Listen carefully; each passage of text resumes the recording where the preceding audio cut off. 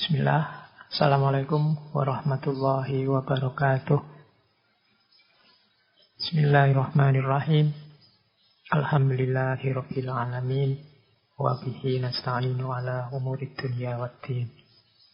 Allahumma shalli wa sallim wa barik ala habibina wa syafi'ina sayyidina wa maulana Muhammadin wa ala alihi wa ashabihi wa man tabi'ahum bi ihsanin ila yaumiddin. Bismillah, mari kita lanjutkan lagi ngaji filsafat kita. Malam hari ini kita ada di sesi yang baru di bulan Agustus, masih dalam situasi pandemi COVID. Jadi kajian kita masih kajian jarak jauh dengan segala keterbatasannya. Semoga teman-teman sudah mulai bisa beradaptasi. Kemarin pemerintah pakai istilah new normal.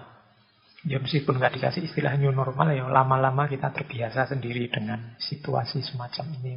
Itu diantara cirinya manusia. Kalau dibiasakan lama-lama ya jalan. Makanya sekarang orang-orang itu kan karena sudah berbulan-bulan, akhirnya sudah terbiasa menghadapi virus ini sehingga sudah rasanya kok malah santai-santai saja. Baik, bulan ini kita akan ada di sesi para sufi Nusantara, bagian kedua. Saya sebut bagian kedua karena dulu saya lupa tahun berapa itu kita juga pernah membahas sufi Nusantara. Ada Sunan Kalijogo dan kawan-kawan. Mumpung ini bulannya Agustus, kembali kita angkat lagi para tokoh Nusantara. Paling tidak biar kita kenal bahwa Nusantara kita juga punya banyak tokoh-tokoh besar yang luar biasa. Termasuk dari ranah tasawuf. Mungkin ada yang tanya, Pak, wong ini ngajinya ngaji filsafat loh, kok isinya tasawuf? Ya pertanyaannya benar. Kalau cara berpikirnya, ilmu itu misah-misah tidak saling berkaitan. Yang kedua, filsafat itu pernah disebut induknya semua ilmu. Dalam arti apa? Sebenarnya filsafat itu ya bahannya ya semua jenis pengetahuan, semua jenis ilmu. Ketika dia dekati dengan mendalam, radikal, sistematis, komprehensif, dan seterusnya. Yang istilah-istilah ini teman-teman pasti bisa membacanya di buku-buku pengantar filsafat. Jadilah dia namanya filsafat. Makanya sosiologi kehidupan bermasyarakat misalnya, ada ilmu sosial, tapi ada juga filsafat sosial. Kalau ilmu sosial itu biasanya ada rumus-rumus, ada pakem-pakem teorinya. Tapi kalau filsafat sosial itu cara berpikirnya lebih bebas, lebih luas, lebih komprehensif, lebih mendalam. Makanya ada orang yang bilang filsafat itu seperti level berpikir. Jadi ada level berpikir yang mendalam, luas, komprehensif, koheren, dan seterusnya. Itu jawaban kedua. Jawaban ketiga, jangan lupa di antara objek kajiannya filsafat itu ada cabang namanya aksiologi. Aksiologi ini dari bahasa aksion dan logos, bahasa Yunani. Aksion itu artinya nilai, logos itu artinya teori. Sebut saja begitu. Jadi aksiologi itu sebenarnya cabang filsafat yang membahas tentang hal-hal yang dianggap bernilai dalam kehidupan manusia. Nanti aksiologi ini cabangnya dua. Yang pertama etika, yang kedua estetika. Etika ini membahas nilai-nilai moral. Kalau estetika membahas nilai-nilai keindahan. Etika ini membahas apa yang baik dilakukan, apa yang tidak baik dilakukan oleh manusia. Kita menyebutnya moral. Kalau dalam bahasa agama namanya akhlak. Oke, itu jawaban saya ya. Jadi filsafat tasawuf itu kan juga punya dua tipe kajian kalau dia sebagai ilmu. Yang pertama ada tasawuf akhlaki, yang kedua ada tasawuf falsafi. Kalau tasawuf falsafi tidak perlu kita bahas, mesti aja dia filosofis, levelnya filsafat. Kita pernah belajar tentang Ibnu Arabi, kita belajar tentang Jalaluddin Rumi dan kawan-kawan. Itu biasanya kategorinya tasawuf falsafi. Ada juga tasawuf akhlaki yang concernnya pada perbaikan akhlak, tazkiyatun nafas. Kalau ini kan nanti kalau dalam filsafat kajiannya masuk kajian etika, filsafat moral. Jadi ya filsafat dan tasawuf itu ya sama-sama dekat untuk kita kaji dari level filosofis. Baik, teman-teman langsung saja ya. Tokoh besar Sufi Nusantara yang malam hari ini kita angkat. Insya Allah teman-teman sudah pernah mendengar nama beliau, yaitu Syekh Abdus Somad Al-Falimbani. Ya, nama yang mungkin Abdus Somadnya sering kita dengar ya, tapi bukan Abdus Somad yang populer hari ini yang kita maksud, tapi Syekh Abdus Somad Al-Falimbani ini Sufi besar kelahiran Palembang. Kata-kata Al-Falimbani itu menunjukkan nama tempat beliau, yaitu Palembang. Asalnya dari Palembang. Ayahnya keturunan Yaman dan ibunya keturunan Palembang. Jadi beliau ini ya kalau disebut lengkap Syekh Abdus Somad bin Abdurrahman Al-Falimbani. Atau kadang-kadang ada tambahan kata Al-Jawi. Ini khusus mungkin untuk bahan pengetahuan buat teman-teman. Kata Al-Jawi ini gelar yang diberikan pada para ulama yang belajar di Mekah dan Madinah Haramain. Para ulama besar yang terkenal di dunia Islam yang asalnya dari Nusantara. Tidak cuma dari Jawa, meskipun sebutannya Al-Jawi, yang pernah belajar di Mekah dan Madinah. Ini istilah ini dikenal sekitar abad ke-17 karena memang banyak ulama kita yang belajar di sana dan bahkan jadi tokoh, jadi guru di sana. Nama-nama mungkin teman-teman kenal, misalnya Syekh Nuruddin Al-Raniri, Syekh Abdul Rauf As-Singkili, nanti yang membantu penyebaran Thariqat Sakariyah di Nusantara, atau Syekh Yusuf Makassari yang dulu pernah kita bahas, yang ikut membantu menyebarkan Thariqat Khalwatiyah di Nusantara. Kemudian nama-nama seperti Syekh Muhammad Arsyad Al-Banjari, Syekh Nawawi Al-Bantani, Syekh Ahmad Khotib As-Sambasi. Ini beliau-beliau yang juga mendapat gelar Al-Jawi. Termasuk Syekh Abdus Somad Al-Falimbani ini. Karena orang sana ngertinya Jawi. Sebenarnya asalnya dari Nusantara. Syekh Abdus Somad Al-Falimbani ini ya concern utamanya memang ada di ranah tasawuf. Beliau banyak menulis kitab dalam genre tasawuf, meskipun tasawuf yang tidak kontroversial seperti yang dibawa oleh Hamzah Fansuri dan kawan-kawan, yang dulu juga sudah pernah kita bahas.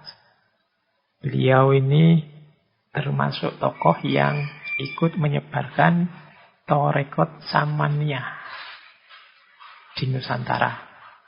Ya, selain teman-teman beliau yang juga membawa Thariqat Samaniyah seperti Syekh Nafis Al-Banjari atau Syekh Muhyiddin Al-Falimbani. Beliau ini berguru langsung kepada pendirinya Thariqat Samaniyah, yaitu Syekh Saman, Syekh Muhammad bin Abdul Karim As-Samman.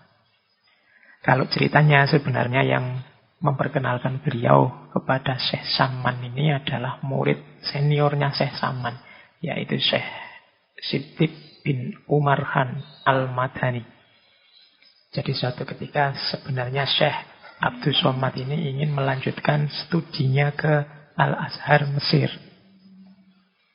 Tapi saat beliau sampai di Jeddah, beliau bertemu seseorang yang ahli zikir. Orang ini waktu zikir tidak cuma mulutnya yang zikir, tapi oleh Syekh Abdus Somad ini dilihat seluruh tubuhnya seakan-akan ikut bergetar berzikir. Kenalanlah, diajaklah kenalan oleh Syekh Abdus Somad tokoh ini, dan ternyata beliau adalah Syekh Siddiq Umar Khan Al-Madani, khalifahnya Syekh Abdul Karim As-Samman tadi. Akhirnya lewat lantaran Syekh Siddiq inilah nanti Syekh Abdus Somad diantarkan untuk bertemu langsung dengan Syekh Saman.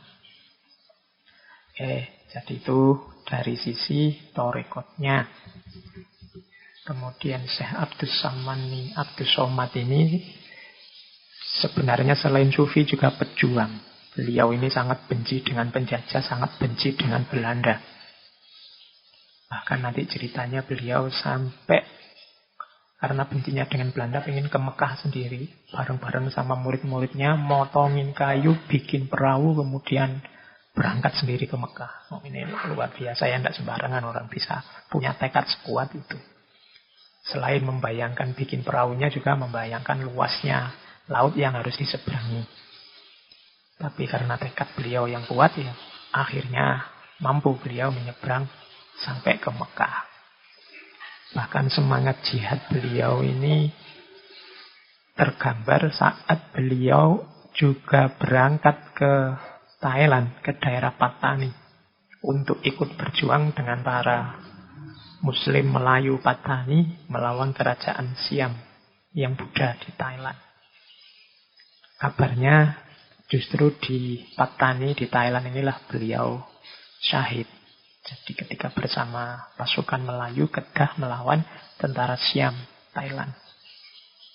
Mungkin beliau memang agak punya ikatan emosional dengan para Muslim Patani, karena kalau dari riwayat hidupnya beliau ini pernah mondok juga di daerah Patani, dipondokkan oleh ayahnya di sana. Tapi yang jelas berarti dari kisah hidup beliau kan berarti sufi itu ya tidak cuma wiritan, tidak cuma zikir, tapi juga punya kepedulian politik, kepedulian sosial, anti penjajahan dan lain sebagainya. Baik, itu gambaran singkat tentang riwayat hidup beliau. Bagi yang tertarik lebih detail tentang perjalanan hidup beliau, ada kitab yang berjudul Faidul Ihsani. Ini isinya biografi beliau. Silahkan teman-teman cari. Kalau tidak salah sudah ada terjemahannya dalam bahasa Indonesia. Cuma saya lupa terjemahannya pakai judul apa. Detail di situ dibicarakan riwayat hidup, bahkan sampai karomah-karomah beliau ada di sana. Saya tidak membawa cerita-cerita karomah itu, nanti biar fokus kita tidak geser dari ilmu yang ingin beliau sampaikan. Nah, kalau dari sisi ilmu, malam hari ini saya ingin membawakan sedikit cuplikan-cuplikan beberapa dari 2 kitab masterpiece beliau. Beliau ini menulis kitab sekitar 15-an. Judul kitab yang paling populer adalah Sairus Salikin ila ibadati Rabbil Alamin. Dan yang kedua, Hidayatus Salikin fi suluki maslakil muttaqin. Ini kitab yang istimewa. Kalau kitab Hidayatus Salikin itu semacam adaptasi dari kitabnya Imam Ghazali, Bidayatul Hidayah. Teman-teman insya Allah sudah kenal kitab Bidayatul Hidayah ini. Kalau masih lupa, belum kenal, cari ngaji filsafat waktu kita membedah kitab Bidayatul Hidayah. Ini untuk para pemula sebenarnya. Para pemula yang ingin masuk ke dunia tasawuf. Kemudian yang masterpiece yang lain, ini kitab Sairus Salikin ila ibadati Rabbil Alamin. Ini merupakan karya puncaknya beliau, Syekh Abdus Somad.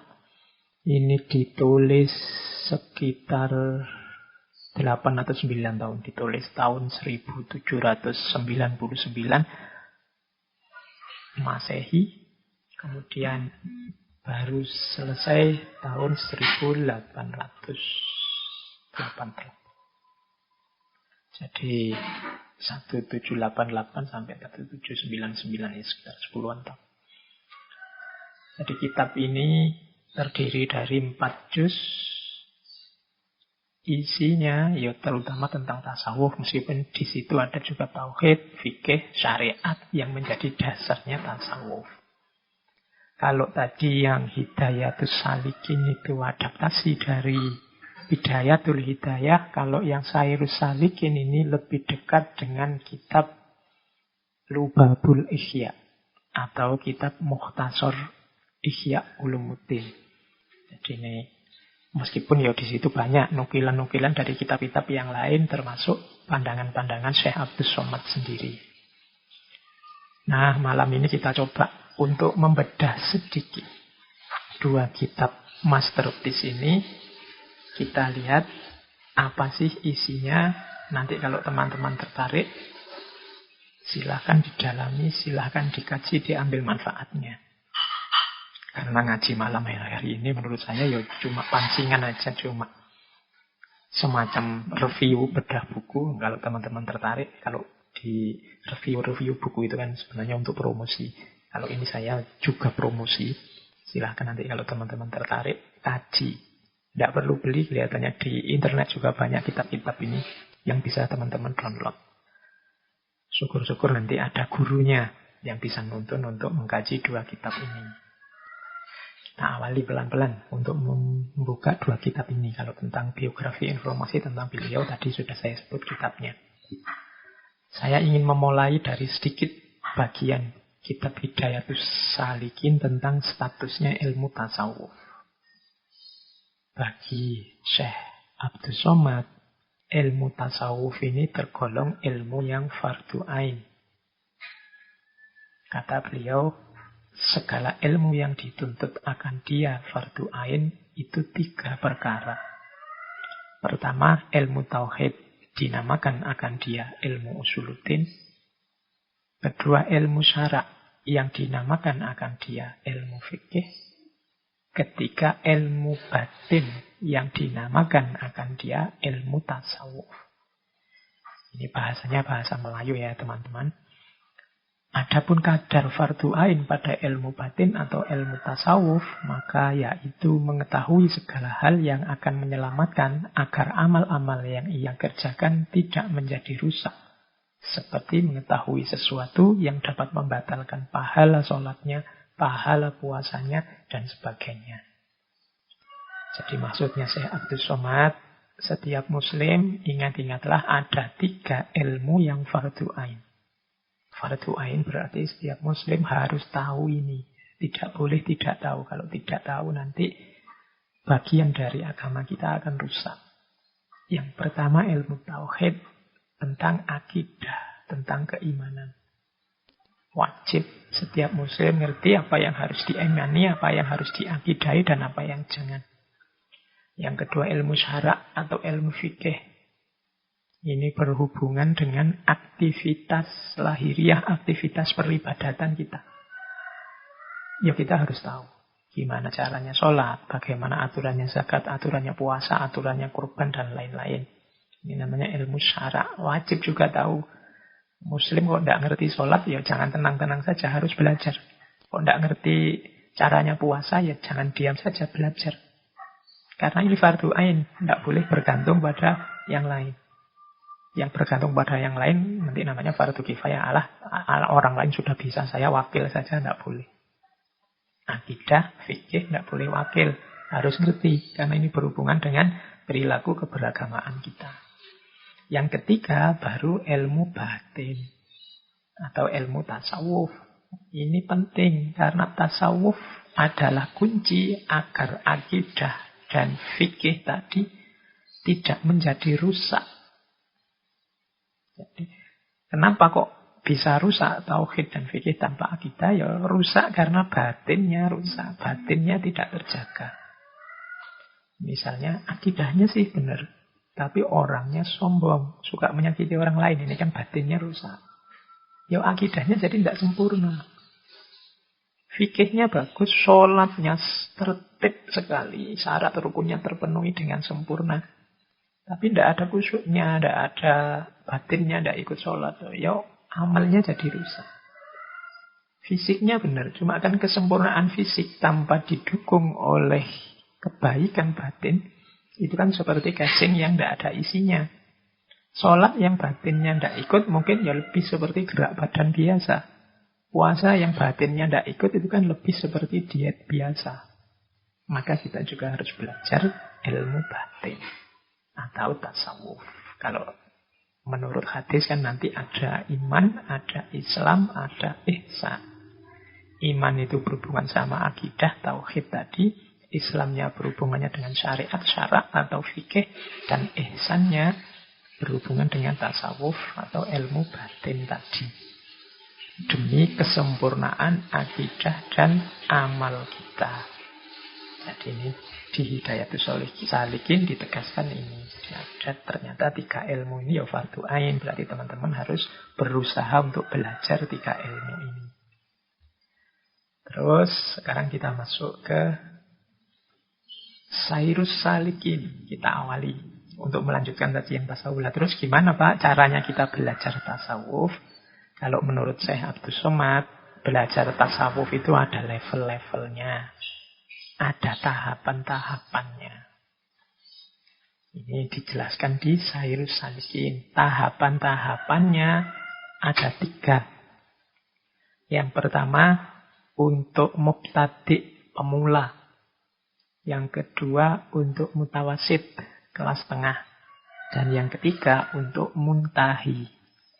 Muntahi ini kelas puncak, kelas akhir. Kelas yang sudah lulus, mau lulus. Jadi teman-teman yang tertarik dengan tasawuf, kan banyak itu yang muda-muda itu kan senang dengan kajian-kajian yang coraknya sufistik. Pahami level-level ini biar nggak keliru. Karena kalau kita salah level, nanti jangan-jangan kita loncat-loncat. Ya syukur-syukur ada gurunya yang bisa nonton. Kan banyak juga yang maunya untuk tidak saya belajar sendiri Pak, memperbaiki akhlak sendiri, ya monggo. Tapi perhatikan level. Level paling dasar itu level mubtadi'. Diingat-ingat ya, setiap level ada kitabnya. Maka pilihan kitab itu penting. Anda ada di level mana, berarti lebih dulu kaji kitab sesuai level Anda. Jangan ujuk-ujuk naik ke level yang tertinggi. Jadi yang pertama paling dasar itu level mubtadi'. Level mubtadi' itu orang yang masih mudah tergoda oleh nafsu. Meskipun sudah niat akan membersihkan diri. Jadi ini orang yang siap-siap mau menempuh perjalanan di awal. Nah, biasanya mulai bersih-bersih tazkiyatun nafas. Ini orang mubtadi'. Kitabnya ada banyak sih kalau di situ. Di situ saya bawa 3 saja saya sebut. Misalnya kitab-kitabnya Imam Ghazali, Bidayatul Hijayah, Minhajul Abidin, Arba'in fi Usuluddin. Itu kan kitab-kitab dasar. Cirinya carilah oleh teman-teman kitab-kitab untuk pembersihan diri dulu. Tentang gimana caranya agar tidak banyak maksiat, tidak banyak dosa, agar tidak mudah marah dan lain sebagainya. Pak, kalau saya sudah sampai level tinggi, apa sudah tidak butuh lagi kitab-kitab itu? Masih butuh, katanya Syekh Abdus Somad. Kalau untuk mubtadi' memang kitab ini primernya untuk membersihkan diri dari maksiat lahir, maksiat batin. Bagi kelompok kedua yang mutawasid, kitab-kitab di level mubtadi' ini penting juga untuk hati-hati menghadapi maksiat batin. Jadi ada gunanya, masih boleh. Pak, saya sudah level tinggi nih, sufinya. Apa kitab-kitab kelas bawah itu masih boleh saya baca, masih manfaat? Ya masih. Kalau kamu kelasnya mutawasid, kitab-kitabnya anak-anak mubtadi' itu penting untuk menjaga kita dari maksiat batin. Kemudian, ya kalau untuk muntahi, Pak. Orang kalau definisinya muntahi itu yang paling tinggi tadi. Kalau menurut Syekh Abdus Somad itu orang yang hatinya telah suci dari maksiat batin. Sibuknya hanya Allah saja. Yo, bagi kelompok muntahi, kitab-kitab mubtadi' ini penting untuk menyibukkan diri kita dengan Allah. Biar kita tidak aneh-aneh daripada melakukan sesuatu, melihat sesuatu, mendengar sesuatu yang bisa mengotori kedekatan kita dengan Allah. Kitab-kitab mubtadi' bisa jadi alternatif untuk refreshing, menyibukkan diri kita dengan Allah. Jadi ini untuk yang level mubtadi'. Jadi harus diawali dari yang dasar, Bidayatul Hidayah dan kitab-kitab yang serupa. Baru kalau sudah mubtadi'nya beres, naik ke level kedua, kitab-kitab mutawassid. Kitab-kitab mutawassid ini kitab kelompok yang sudah sedikit naik kelas. Mutawassid ini orang yang ada di pertengahan jalan suluk. Kalau dalam bahasanya Syekh Abdus Somad, Adapun martabat yang kedua, maka yaitu ilmu tasawuf yang sangat manfaat bagi orang yang mutawassit, yang mempunyai hati, yakni orang yang telah sampai suluknya itu kepada pertengahan jalan ilmu tarekat, yaitu orang yang telah dibukakan Allah dengan barokah suluknya itu, dan dengan berkat itu ia membanyakkan aurat. Dan dengan membanyakkan aurat atau zikir Allah itu akan hatinya dengan nur iman dan dengan ain takwa. Jadi orang-orang yang mutawassit ini sudah melakukan suluk. Sekarang ada di tengah perjalanan. Di antara cirinya sibuk dengan zikir kepada Allah. Karena kesibukannya dengan zikir maka dia dipenuhi oleh nur iman, cahaya keimanan dan ain takwa. Dan ketakwaan. Ini berarti sudah jalan, sekarang sedang menjalani thariqat, ada di pertengahan. Nah, orang yang di level 2, kitabnya antara lain karya-karyanya Syekh Ibnu Athaillah As-Sakandari, Al-Hikam, At-Tanwir, atau At-Tanwir fi Isqatit Takbir, atau Lataiful Minan, yang sudah ada terjemahannya, kelihatannya semuanya. Apalagi yang Al-Hikam. Al-Hikam ini kan populer sekali. Banyak orang ngaji Al-Hikam. Tapi katanya Syekh Abdul Somad, Al-Hikam ini untuk para mutawassit. Orang yang sedang menempuh perjalanan suluk. Bagi para pemula lebih baik yang kelas mubtadi' tadi yang didalami dulu. Kalau bagi kelompok mubtadi' apa boleh Pak mengkaji yang level mutawassit?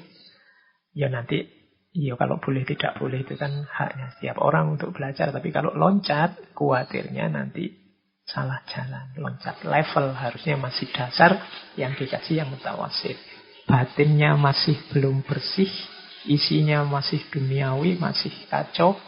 Belum tazkiyah, sudah dimasuki wawasan-wawasan filsafat yang agak tinggi. Oke, nanti jadinya bisa salah jalan. Maka katanya si Abdul Somad, ayo diikuti ritme dan level-levelnya. Tapi bagi orang muntahi, Pak, apa kitab-kitab mutawassit ini bergunanya? Kalau bagi yang sudah muntahi, membaca level di bawahnya, itu masih banyak manfaatnya. Itu di kalimat selanjutnya. Dan memberi manfaat pula ya bagi orang muntahi yang mempunyai roh. Yakni orang yang arifin, yang telah suci hatinya daripada yang lain, daripada Allah.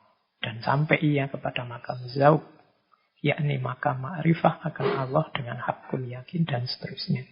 Silakan dibaca di slide-nya itu. Itu kutipan dari kitab Sairus Salikin. Di level 2 ya, Al-Hikam dan lain-lain tadi, termasuk Futuhul Ghaibnya Syekh Abdul Qadir Al-Jailani. Nanti kalau di Sairus Salikin tidak cuma kitab itu, ada banyak teman-teman yang ingin mengerti kitab apa saja untuk level mutawassit, silahkan di refer langsung ke Sairus Salikin, termasuk apa saja yang untuk mubtadi'. Nah, yang ketiga baru level muntahi. Ini level puncak, level yang paling tinggi. Para khawasul khawas. Adapun martabat yang ketiga, maka yaitu ilmu tasawuf yang sangat memberi manfaat bagi muntahi. Yakni orang yang telah sampai mengetahui ilmu hakikat. Yaitu orang yang arifin, yang mempunyai roh, yang telah dibukakan oleh Allah hati mereka akan ilmu laduni, dan dengan dia makrifah akan Allah Ta'ala dengan ainul yakin dan hakul yakin. Itu kalimat dari Sairus Salikin. Ini orang yang sudah nyampe akhir perjalanan, sudah ketemu puncaknya suluk. Sudah hakul yakin dan sudah bersentuhan dengan ilmu hakikat, ilmu laduni. Orang-orang di level ini, kitab-kitabnya juga banyak. Nanti dicek di Sairus Salikin. Misalnya karya-karyanya Ibnu Arabi, Fususul Hikam, Futuhat Makiyah. Atau karyanya Abdul Karim Al-Jili, Insan Kamil. Kalau yang karyanya Imam Ghazali yang termasuk muntahi itu Mishkatul Anwar. Kalau para sufi Nusantara, misalnya karya-karyanya Syekh Hamzah Fansuri atau Syekh Syamsuddin As-Sumatrani. Meskipun di Nusantara terjadi kontroversial. karya-karya beliau-beliau ini. Mungkin karena belum paham levelnya. Baik yang pro maupun yang kontra. Jadi ini level tinggi. Kalau sudah level ini ya boleh. Yang masih level mubtadi, kalau bisa ya jangan jujuk ke sini. Ini sarannya Syekh Abdus Somad. Khawatirnya apa? Ini ya penjelasan tentang tasawuf tingkat muntahi. Katanya Syekh Abdus Somad dari Sairus Salikin, sah dan bermula segala ilmu tasawuf yang tersebut dahulu itu dan lainnya sekaliannya, yaitu ilmu yang memberi manfaat di dalam dunia dan di dalam akhirat. Tetapi ilmu tasawuf yang pada bicara ilmu hakikat yang tersebut pada martabat yang ketiga itu tiada memberi manfaat ia melainkan bagi orang yang muntahi. Adapun orang yang mubtadi, yang tiada mahir ia dalam mengetahui ilmu syariat dan mahir ia dalam ilmu torekot, maka yaitu barangkali jadi mudorot akan dia dan barangkali jadi zindik. Seperti kata Imam Malik dahulu, man tasawwafa walam yatafaqqah faqad tazandaqa. Artinya, barang siapa mengkaji ilmu tasawuf dan tiada mengkaji ilmu fikih, maka sesungguhnya jadi zindik. Jadi ini peringatan dari Syekh Abdus Somad. Ilmu-ilmu tasawuf yang tingkat tinggi tadi, yang untuk level muntahi, kalau dibaca orang yang belum nyampe levelnya, kemungkinan lebih banyak mudorotnya daripada manfaatnya. Syekh Abdus Somad menyitir dawuhnya Imam Malik, salah satu imam madhab dalam Islam, kan ini populer sekali, malah sering dipakai oleh orang-orang yang tidak suka dengan tasawuf. Man tasawwafa walam yatafaqqah faqad tazandaq. Barang siapa bertasawuf dan tidak memahami fikih, maka dia sesungguhnya sudah menjadi sindik. Sindik itu orang yang merusak Islam dari dalam. Ada, kalau zaman para sahabat, para tabi'in dulu, ada orang-orang tertentu yang memang masuk Islam dan niatnya masuk Islam itu untuk merusak Islam dari dalam. Nah, orang-orang ini disebut sindik. Nah, katanya Imam Malik, orang yang bertasawuf tapi tidak ngerti syariat, tidak ngerti fikih, kemungkinan dia jadi sindik. Malah ngerusak. Kalau katanya Syekh Abdus Somad, hati-hatilah kalau memang belum levelnya. Toh tidak ada manfaatnya kalau memang belum levelnya membaca yang tinggi-tinggi itu. Ini sebenarnya upaya dari Syekh Abdus Somad Al-Falimbani untuk menjembatani kontroversi perdebatan antara aliran wujudiyah di Nusantara dengan yang tidak wujudiyah. Seperti yang wujudiyah seperti Hamzah Fansuri dan kawan-kawan. Jadi dalam sejarah tasawuf Nusantara kan ada pertikaian antara murid-muridnya Syekh Hamzah Fansuri yang punya gagasan wujudiyah dengan Syekh Nuruddin Ar-Raniri. Ini konflik beda pandangan yang bahkan sampai berdarah-darah, melibatkan eksekusi-eksekusi. Maka konflik ini berkepanjangan dan ditengahilah oleh Syekh Abdus Somad ini antara lain untuk menunjukkan bahwa tasawuf itu ada level-levelnya. Yang memang belum levelnya ya jangan masuk ke sana dulu, ikuti tahapan-tahapannya. Tapi bukan berarti yang level tinggi itu tidak ada atau pasti sesat. Tidak. Level tinggi ya kalau sudah levelnya dia akan membawa banyak manfaat. Jadi boleh orang nyampe level muntahi kalau memang sudah nyampe. Ini penjelasan tentang tasawuf tingkat muntahi. Makanya kalau ada orang, loh Pak yang itu kan level tinggi Pak, tidak bisa dijelaskan. Ya, kalau memang belum levelnya ya memang belum. Kalau untuk kita yang level mubtadi mungkin. Atau jangan-jangan kita mubtadi aja belum. Niat tasfiyatun nafas aja belum. Selanjutnya dari Syekh Abdus Somad di Sairus Salikin, saya kutipkan sedikit tentang gimana sih caranya mujahadah dan riyadhah untuk tazkiyatun nafas. Jadi ini tips-tips dari Syekh Abdus Somad. Gimana Pak saya bisa lebih mudah belajar tasawuf? Kalau ada yang tanya begitu, lebih mudah melakukan mujahadah dan riyadhah. Yang pertama, tips dari Syekh Abdus Somad Al-Falimbani bagi orang-orang yang menempuh jalan tasawuf adalah mencari guru. Ini jalan yang lebih mudah.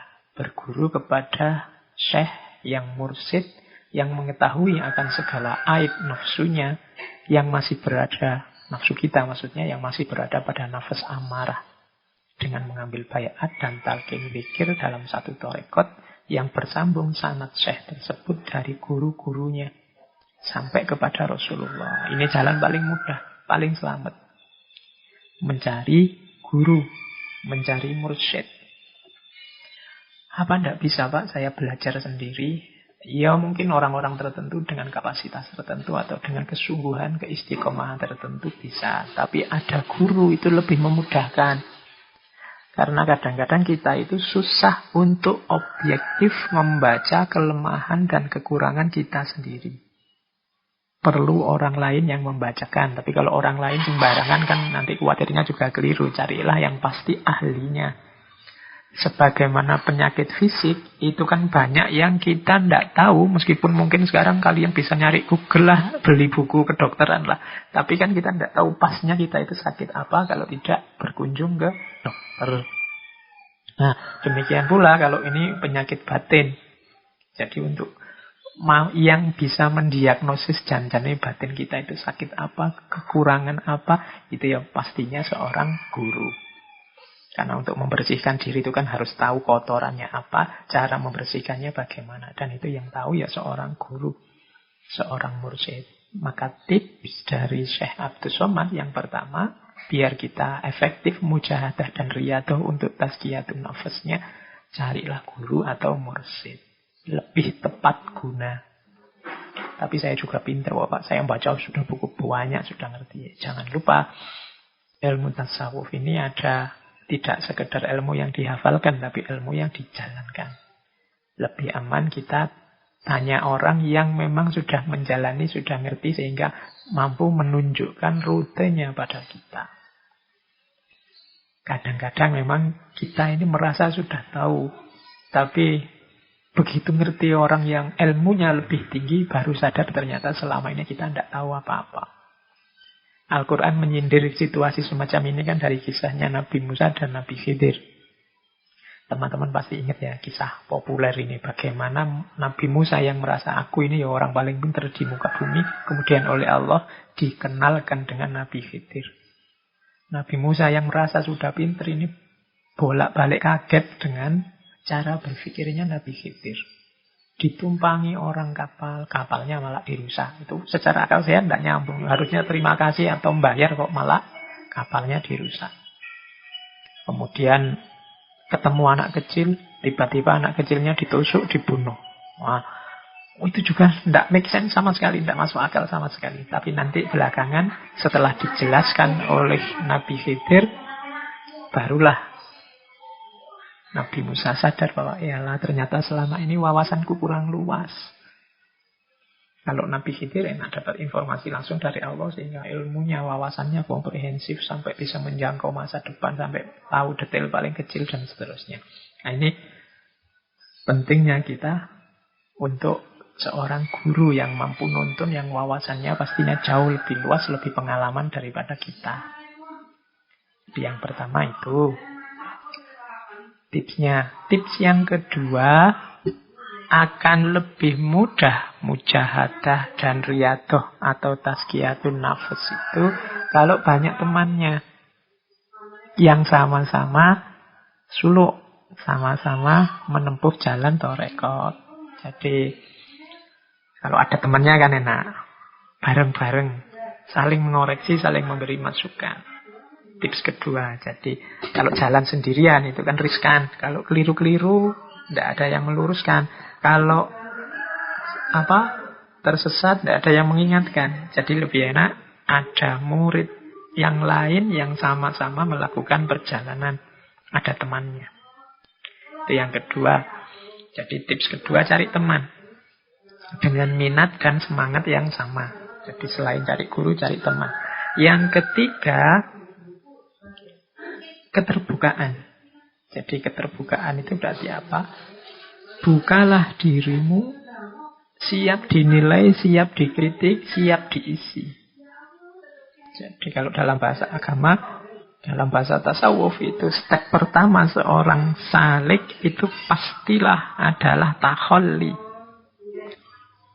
Taholli itu membersihkan kotoran-kotoran batin yang ada dalam diri kita.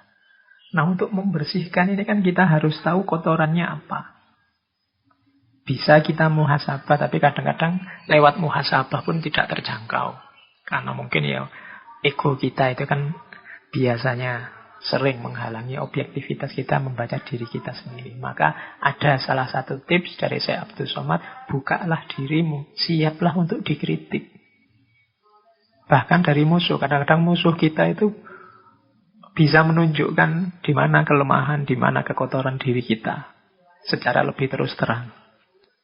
Cuma ya kalau memang kita tertutup, tidak bisa dikritik, tidak bisa diberi masukan, ya tidak bisa kita membersihkan diri. Maka tips ketiga adalah siap dinilai dan dikritik. Sehingga kalau ada orang lain memberi masukan, orang lain memberi kritikan, kita bisa menerima, kemudian dijadikan media untuk tazkiyatun nafas. Kemudian yang kedua, tipsnya adalah bergaul dan bercampur dengan orang banyak. Tujuannya apa? Untuk bisa mengambil pelajaran. Jadi bersama orang banyak itu ya maksudnya boleh kita artikan tidak harus menjauh dari tengah masyarakat.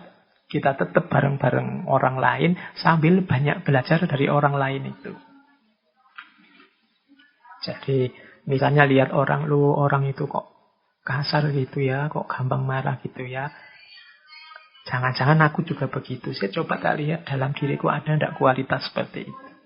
Orang itu kalau ngomong kok isinya keras semua, isinya kok makian semua ya. Ada nggak kualitas yang itu dalam diriku? Itu gunanya bergaul dengan orang banyak. Itu seperti jargon yang sering kita pakai. Setiap orang adalah guru. Nah ini jadi tips dari Syekh Abdul Somad. Jadi untuk melakukan riyadhah, mujahadah, tazkiyatun nafas, ya selain mungkin ada amalan-amalan tertentu, zikir-zikir tertentu, ada tips lebih mudah untuk pembersihan jiwa, yaitu cari guru yang tepat, cari mursyid yang sesuai, carilah teman seperjalanan dengan minat dan semangat untuk melakukan suluk yang sama. Kemudian bukalah dirimu, siaplah dikoreksi, siaplah dikritik. Kemudian yang keempat, belajarlah dari banyak orang lain di sekelilingmu. Sehingga tidak harus ngalami sendiri atau menjalani sendiri keburukan-keburukan itu. Tapi engkau bisa membentengi dirimu dengan jalan belajar dari kesalahan-kesalahan orang lain. Nah ini 4 tips. Jadi berarti apa kalau belajar tasawuf itu? Yang pertama, perhatikan levelmu. Kemudian yang kedua, bersihkan dirimu, tazkiyatun nafas. Dengan jalan mujahadah dan riyadhah, tips-tipsnya 4 tadi. Oke. Masih dari Sairus Salikin, kemudian ini tentang tadi, kalau tadi tazkiyatun nafas, sekarang tentang nafasnya, tentang diri kita.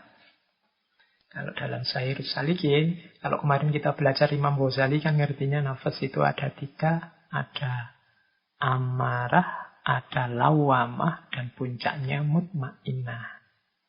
Kalau menurut Syekh Abdul Somad, nafas itu ada 7 tingkatannya. Yang pertama amarah, yang kedua lawamah, yang ketiga mulhamah, yang keempat mutmainnah, yang kelima rodiyah, yang keenam mardiyah, yang ketujuh kamilah. Ini jadi kita tazkiyatun nafas, tapi ayo dilihat nafas kita ada di level mana. Kalau tadi level belajarnya, sekarang level nafas. Ada amarah, lawamah, mulhamah, mutmainnah, rodiyah, mardiyah, kamilah. Amarah itu nafas kita yang masih angkara murka, masih nyaman, masih senang dengan keburukan, dengan kejahatan. Jadi masih menikmati perbuatan-perbuatan yang dilarang. Jadi itu amarah. Kalau amarah negatif pokoknya. Kalau ini tidak susah untuk dipahami ya. Kalau jiwa kita itu melakukan kejahatan dan senang, melakukan keburukan kok menikmati, levelnya berarti masih amarah. Naik satu level adalah level lawamah. Lawamah ini nafas yang ya dia sudah tahu mana baik, mana buruk. Mana yang boleh, mana yang jangan, mana yang halal, mana yang haram. Cuma dorongan untuk melakukan yang buruk, melakukan yang jahat ini kuat. Dalam dirinya selalu terjadi pertarungan antara yang baik dan yang buruk ini. Dan dia masih sering terjerumus dalam yang keburukan dan dosa. Meskipun nanti menyesal. Nah ini lawamah. Kalau yang amarah tadi, misalnya teman-teman, apa wes anak-anak muda ini gemarnya surfing, nonton di internet itu yang jelek-jelek misalnya. Itu kan kamu tahu dosa. Tapi kalau kamu senang, enak ya Pak, meskipun dosa tapi asik loh Pak yang kayak gini ini. Nah, itu berarti nafsumu masih amarah. Tapi kalau kamu, iya Pak, menurut saya ini dosa Pak. Saya tapi bolak-balik kok tergelincir ke sini ya Pak. Saya sebenarnya menyesal, tapi kok besok terus tergelincir ke sini lagi. Sebenarnya saya tidak boleh buka situs-situs gini, tapi kok terus kok tergoda ya. Kadang-kadang iklannya itu ya memang yang begitu-begitu. Nah ini berarti masih mudah terjerumus meskipun kamu tahu itu salah. Nah ini namanya lawamah. Biasanya cirinya nafsu yang lawamah itu ketika kamu muhasabah, terus kamu banyak menyesal. Ya Allah, aku kok bisa begitu ya. Aku kok melakukan itu ya, padahal itu dosa. Nah, ini levelmu adalah level lawamah. Kebalikannya lawamah itu mulhamah. Mulhamah itu satu akar kata dengan ilham. Orang yang oleh Allah diberi inspirasi kebaikan dalam dirinya. Kalau mulhamah, ini juga situasi pertarungan seperti lawamah. Kalau cuma bedanya kalau di lawamah tadi yang sering menang adalah yang dosa. Sehingga orang menyesal. Tapi di mulhamah orang menang kebaikannya. Cuma di akhirnya, kalau tadi yang lawamah akhirnya merasa menyesal. Cuma mulhamah ini ya sudah melakukan kebaikan. Tapi kadang-kadang rindu untuk melakukan melayani kenikmatannya nafsu tadi ya. Kalau hubungannya sama misalnya surfing di internet yang begitu-begitu itu tadi ya, kalau yang mulhamah itu tetap kamu saya tetap tidak buka situs itu merusak. Tapi terus kamu membayang-bayangkan sebenarnya ingin juga sih buka yang itu. Kok enak ya kalau buka-buka itu, rasanya hasratku terpenuhi ini kalau buka-buka itu. Meskipun tidak kamu buka. Ini namanya nafasmu masih mulhamah. Masih ada rindu terhadap kenikmatan nafsu. Definisikan sendiri ya kenikmatan nafsu itu. Kalian mungkin pernah melakukan apa yang itu dosa. Terus kemudian, sekarang saya tidak mau lagi. Saya harus baik sekarang. Tapi kadang-kadang, ya ada. Dulu enak lu sebenarnya. Tapi kok tidak boleh ya. Nah itu ada rindu kepada kenikmatan nafsu. Ini nafasmu ada di level mulhamah. Masih lebih mending daripada lawamah. Karena dalam mulhamah yang engkau menangkan adalah kebaikannya. Bukan dosanya. Bukan keburukannya. Tapi kalau dalam lawamah yang dimenangkan adalah dosanya. Sebenarnya kalau teman-teman yang ikut ngaji ini kan insya Allah kalau ilmunya tentang baik buruk sudah ngerti. Mana yang baik, mana yang buruk. Sudah lengkap wawasannya. Tinggal memang dalam hidup kita mau milih yang mana. Kalau engkau memilih yang lawamah, engkau menangkan nafsumu, engkau kalahkan ilmumu, ya levelmu level lawamah. Hidupmu akan diwarnai oleh penyesalan-penyesalan. Kalau engkau memilih mulhamah, engkau sudah benar, jalanmu sudah lurus karena ilmu engkau menangkan atas nafsu. Ya meskipun kadang-kadang pingin juga tergoda juga oleh kenikmatan-kenikmatan nafsu dan tidak engkau layani. Ada naik lagi satu level yaitu level mutmainnah. Kalau yang level mutmainnah ini level yang sudah stabil, sudah milih kebaikan dan sama sekali tidak tergoda, tidak ingin kembali pada kenikmatan nafsu. Nah ini berarti sudah mutmainnah. Kalau mengikuti firman-Nya Allah di surat Al-Fajr itu kan ya ayyatuhan nafsul mutmainnah irji'i ila rabbiki radiyatan mardiyah. Jadi kalau levelnya sudah mutmainnah nafas ini sudah dipanggil oleh Allah untuk kembali padanya dengan rodiyah dan mardiyah. Jadi ini level mutmainnah, level yang sudah stabil. Ada di level keempat. Masih ada lebih tinggi, kalau di Imam Ghazali sampai mutmainnah, tapi di Syekh Abdul Somad dari beberapa referensi masih ada level rodiyah. Rodiyah ini makom ketika kita ridho terhadap segala keputusan Allah. Orang yang ridho terhadap segala keputusan Allah ini adalah orang yang mampu untuk tidak lagi memandang dunia ini penting. Ya kalau orang masih menganggap dunia ini sangat penting, kemungkinan dia susah untuk ridho terhadap segala keputusannya Allah. Karena ada yang dia anggap penting yang lain selain Allah. Jadi orang yang makomnya rodiyah ini orang yang Allah yang nomor satu dalam hidupnya. Levelnya adalah level cinta kepada Allah. Orang yang cinta itu kan yang dicintai selalu nomor satu. Syekh Abdul Somad mengilustrasikan bahkan orang yang di makom rodiyah ini, yang makruh saja dianggap seperti haram. Yang sunnah saja dianggap seperti wajib. Sunnah itu kan boleh dilakukan, boleh tidak. Tapi bagi para pecinta, sunnah itu kayak wajib. Pokoknya harus aku lakukan demi yang dicintai. Yang makruh itu kan, makruh artinya dibenci.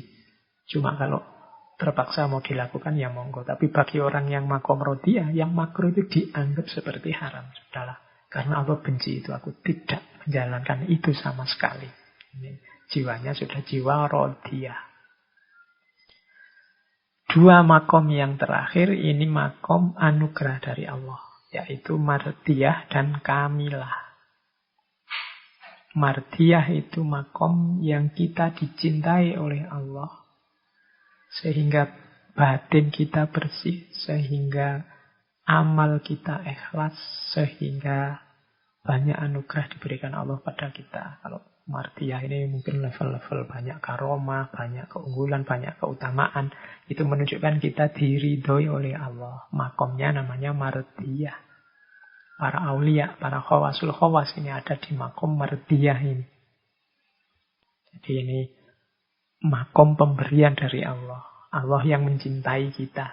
Kalau tadi rodiyah, kita yang mencintai Allah. Puncaknya adalah kamilah. Kamilah ini sudah tingkatannya para nabi, para rasul. Orang-orang yang terpelihara dari perbuatan tercela. Karena Allah sendiri yang ngawasi, Allah sendiri yang nuntun. Ini makom kamilah.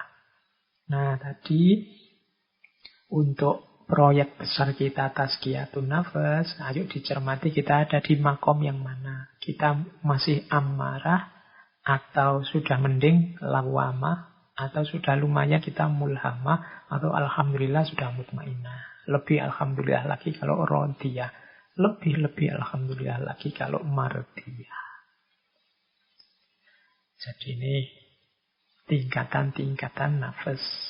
Kalau masih amarah, lawamah, mulhamah, masih butuh proses tazkiyatun nafas. Dengan cara dan tips-tips yang kita sebut sebelumnya. Nah, ada satu lagi yang masih dari Sairus Salikin. Ini menarik cara Syekh Abdul Somad menjelaskan man arofa nafsahu faqad arofa robbahu. Untuk menghindari paham yang wujudiyah yang ekstrim. Ini kan dalil ini sering dipakai untuk menyebut bahwa Allah itu ada dalam diri kita. Kalau kita mengkaji diri kita secara dalam, akan ketemu Allah di dalamnya. Karena Allah ada di dalam kita. Maka man arofa nafsahu faqad arofa robbahu. Ini kalau tidak hati-hati menjelaskan, terus lahirlah paham wujudiyah tadi. Termasuk wujudiyah yang ekstrim tadi. Nah, oleh Syekh Abdul Somad, maksudnya man arofa nafsahu faqad arofa robbahu itu tidak begitu. Jadi faqad arofa robbahu itu kalau pakai usul fikih itu bukan mafhum muwafaqah tapi mafhum mukhalafah. Jadi bukan begitu kita kenal diri maka kita kenal Tuhan, tapi begitu kita kenal diri maka kebalikannya itulah Tuhan. Maksudnya gimana ini? Perhatikan kalimat-kalimat dalam Sairus Salikin ini. Barang siapa mengetahui akan nafsunya, niscaya mengetahui akan Tuhannya. Yakni, barang siapa mengetahui akan nafsunya itu bersifat papa, niscaya mengetahui ia akan Tuhannya yang bersifat kaya. Dan barang siapa mengetahui nafsunya bersifat hina, niscaya mengetahui Tuhannya yang bersifat mulia. Dan barang siapa mengetahui nafsunya bersifat do'if, niscaya mengetahui Tuhannya yang bersifat kuat. Dan barang siapa mengetahui nafsunya yang bersifat lemah, niscaya mengetahui Tuhannya yang bersifat kuasa. Dan barang siapa mengetahui nafsunya yang bersifat baru, niscaya mengetahui Tuhannya yang bersifat qadim. Dan barang siapa, dan barang sebagainya, dan barang sebagainya itu, dan lain sebagainya. Daripada segala sifat yang lawannya antara hamba dengan Tuhan.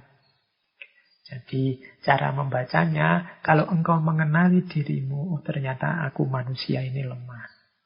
Kebalikannya, berarti Tuhan itu maha kuat. Oh ternyata aku manusia ini fana. Kebalikannya berarti Tuhan itu bakok. Karena Tuhan pasti berbeda dengan aku. Kalau aku manusia ini papa, pasti Tuhan maha kaya. Karena Tuhan pasti jauh berbeda kebalikannya dari aku.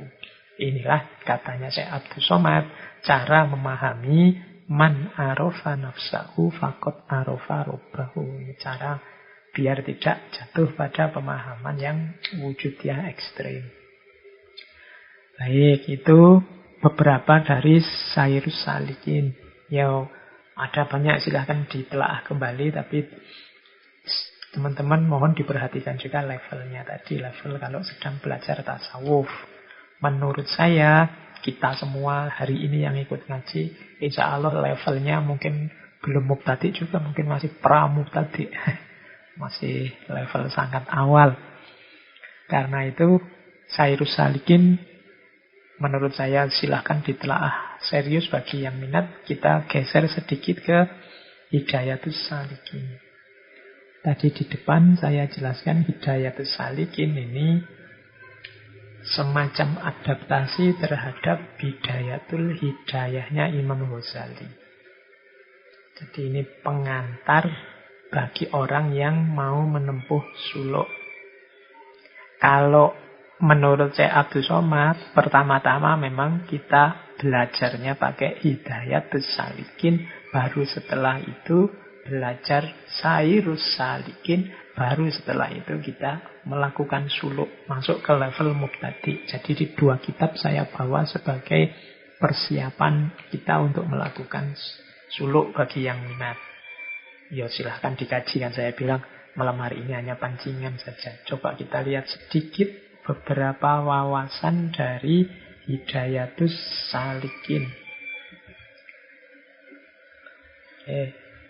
Di Hidayatus Salikin, fokus utamanya, meskipun Hidayatus Salikin nanti ada bagian tentang akidah, bagian tentang ketaatan, mungkin fikih, kemudian setelah itu baru ngomong tentang kemaksiatan batin, kemaksiatan lahir, ketaatan batin, ketaatan lahir, dan seterusnya.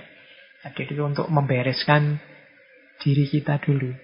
Kita lihat ya, misalnya dari awal ada maksiat lahir.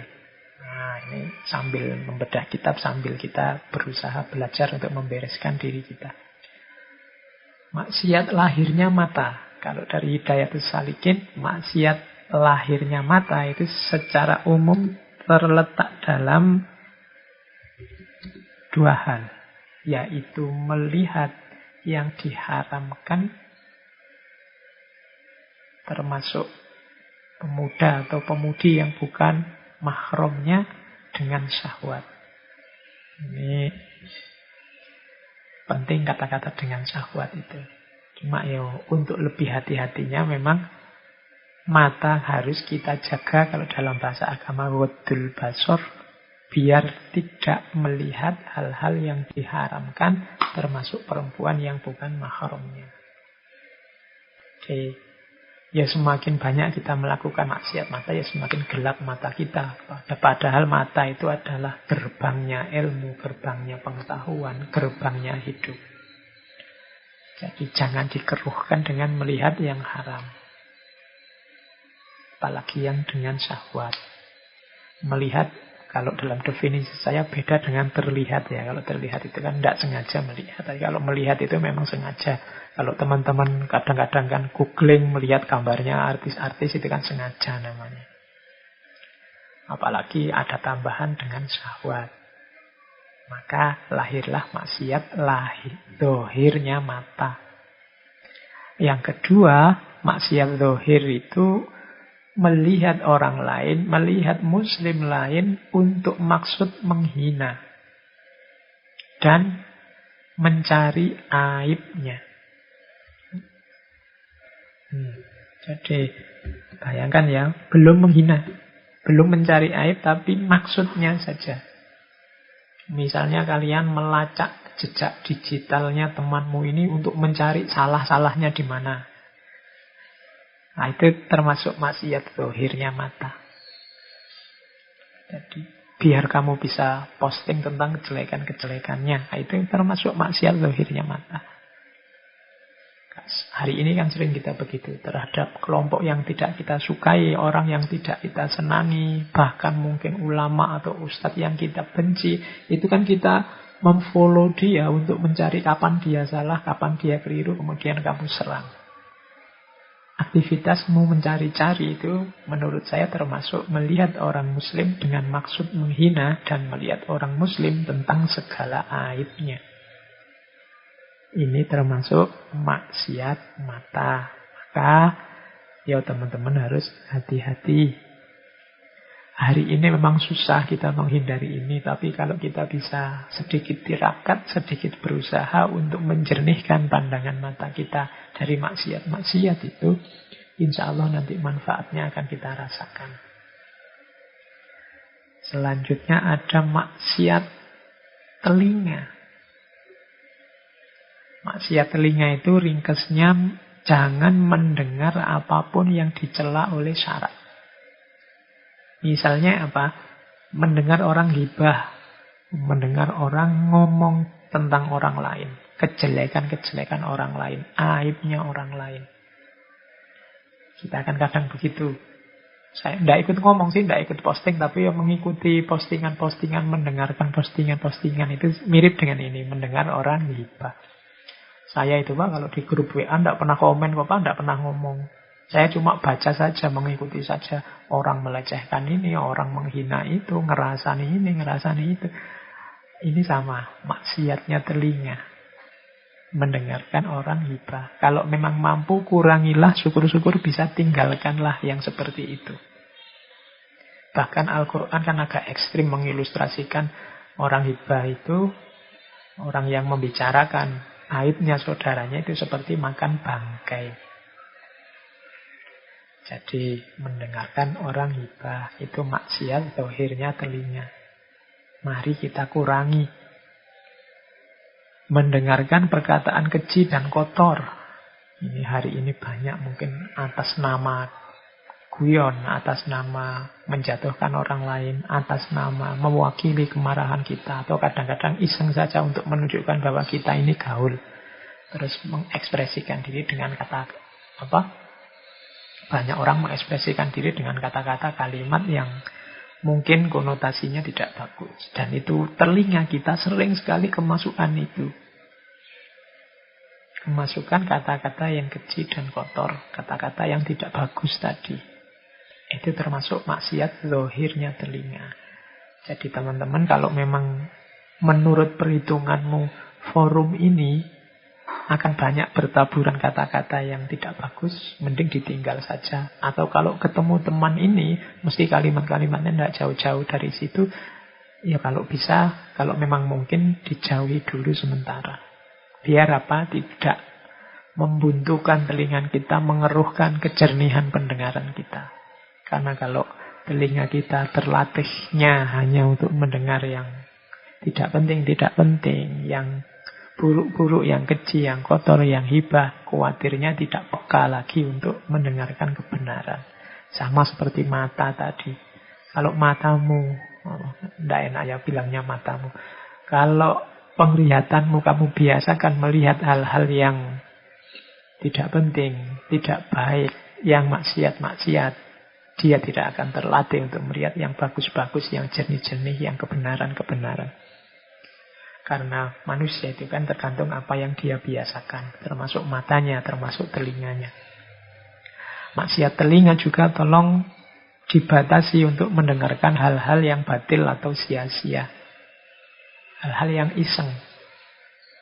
Senda gurau yang berlebihan. Nah, itu termasuk maksiatnya telinga. Juga mendengar orang yang ngomong tentang yang buruk-buruk, tentang kejahatan manusia. Ayo kita jaga telinga kita biar tidak banyak diisi hal-hal yang kotor dan tidak penting. Kemudian masih dari Hidayatus Salikin tentang maksiatnya lidah. Ini yang agak susah kita mengeremnya. Meskipun lidah kita hari ini sering diwakili oleh jempol kita. Tapi tetap saja itu maksiat. Maksiatnya lidah itu apa? Berdusta, berbohong, mengingkari janji, ghibah atau mengumpat atau menyebut aibnya orang lain. Kalau dusta atau bohong kita sudah jelas ya. Ingkar janji sudah jelas. Ghibah tadi juga sudah jelas. Menyebut aibnya orang lain. Ini kadang-kadang kita itu kan suka, kalau begitu ngomong aibnya orang lain kan biasanya ngasih embel-embel. Loh saya ini tidak bohong loh. Apa adanya. Faktanya memang begitu.